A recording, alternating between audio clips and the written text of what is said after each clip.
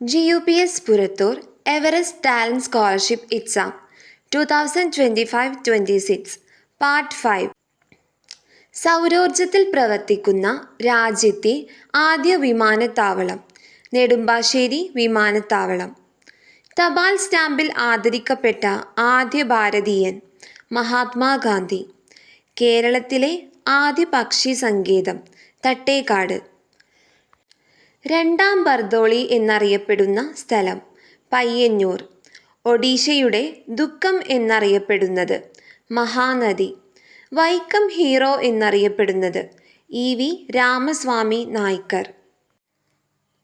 Artificial ഇൻ്റലിജൻസിൻ്റെ പിതാവ് എന്നറിയപ്പെടുന്നത് John McCarthy. ഇന്ത്യയിലെ ആദ്യത്തെ AI നഗരം ലക്നൗ.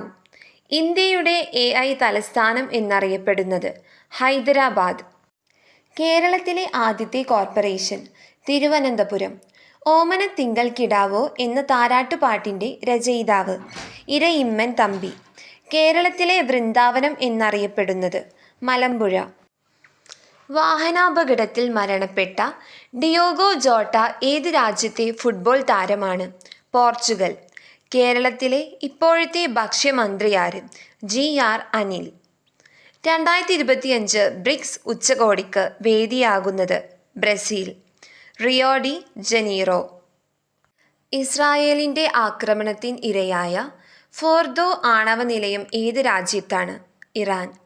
ആഭ്യന്തര അടിയന്തരാവസ്ഥ പ്രഖ്യാപന സമയത്തെ ഇന്ത്യൻ പ്രധാനമന്ത്രി Indira Gandhi. NASA, space X, ISRO, axiom space എന്നിവയുടെ സംയുക്ത ബഹിരാകാശ പദ്ധതി ആക്സിയം 4. ലഹരിക്കെതിരെ പ്രതിരോധ പ്രവർത്തനങ്ങളുടെ ഭാഗമായി ലഹരിക്കൊരു ചെക്ക് സമ്പൂർണ്ണ ചെസ് ഗ്രാമം പദ്ധതിക്ക് തുടക്കം കുറിച്ച പഞ്ചായത്ത് കടലുണ്ടി. സർഫിംഗ് വ്യക്തിഗത ഇനത്തിൽ ആദ്യമായി ഒരു രാജ്യാന്തര ചാമ്പ്യൻഷിപ്പിൽ ഇന്ത്യൻ താരത്തിന് വെങ്കല മെഡൽ ലഭിക്കുകയുണ്ടായി. ആരാണ് ഈ താരം? രമേശ് ബുദിഹാൽ. അടുത്തിടെ മിന്നൽ പ്രളയം ഉണ്ടായ അമേരിക്കൻ സ്റ്റേറ്റ് ഏത്? ടെക്സസ്. വിംബിൾഡൺ ടെന്നീസ് വനിതാ സിംഗിൾസ് കിരീടം നേടിയതാര്? ഇഗ സ്വാടെക്.